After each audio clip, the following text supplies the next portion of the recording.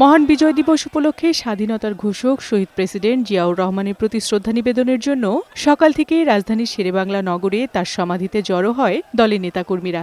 স্থায়ী কমিটির সদস্যদের নিয়ে শ্রদ্ধা জানান দলের মহাসচিব মির্জা ফখরুল ইসলাম আলমগীর। শ্রদ্ধা নিবেদন শেষে তিনি বলেন, শহীদ প্রেসিডেন্ট জিয়াউর রহমানের ঘোষণার মধ্য দিয়ে শুরু হওয়া মুক্তিযুদ্ধের চূড়ান্ত বিজয় আসে ১৬ই ডিসেম্বর। এই দিনটি জাতির জন্য অত্যন্ত গর্বের। এ সময় তিনি বলেন, বিভিন্ন সময় দেশের গণতন্ত্র বাধাগ্রস্ত হয়েছে স্বৈরাচারের হাতে। বিএনপির গণতন্ত্র প্রতিষ্ঠার আন্দোলন অব্যাহত থাকবে বলেও জানান তিনি। ২৫ ডিসেম্বর তিনি দেশে আসবেন, তার এই দেশে আসা যেন গণতন্ত্রের লড়াইকে সংগ্রামকে আরো বেগবান করে, সেই জন্য আমরা কাজ করে যাচ্ছি।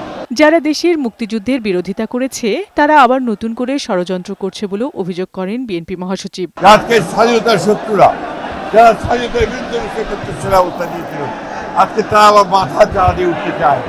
বাংলাদেশের মুক্তিকামী মানুষ, বাংলাদেশের স্বাধীনতাকামী মানুষ, বাংলাদেশের গণতন্ত্র মানুষ তাদের সমস্ত ষড়যন্ত্রকে নস্যাৎ করে দিয়ে অবশ্যই বাংলাদেশের স্বাধীনতা সামর্থ্যকে অটুট রাখবে। সব ষড়যন্ত্র প্রতিহত করে দেশের কাঙ্ক্ষিত গণতন্ত্র প্রতিষ্ঠা করা হবে বলেও জানান মির্জা ফখরুল। বাংলাদেশের স্বাধীনতাকে অক্ষুণ্ণ রাখবার জন্য আমাদের যে সংগ্রাম, সেই সংগ্রাম সবসময় অব্যাহত থাকবে। বিউটি সমাদ্দার, বৈশাখী সংবাদ, ঢাকা।